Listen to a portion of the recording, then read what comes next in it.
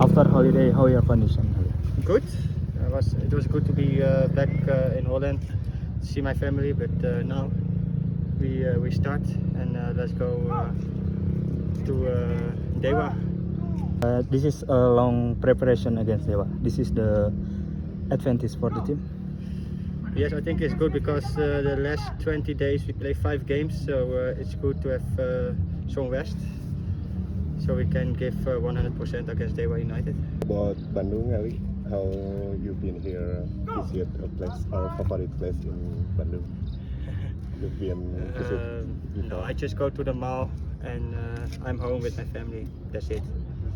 And about the top of league Borneo, very long gap with us. Unbeaten. Yes, they win everything. They play good, but we will see.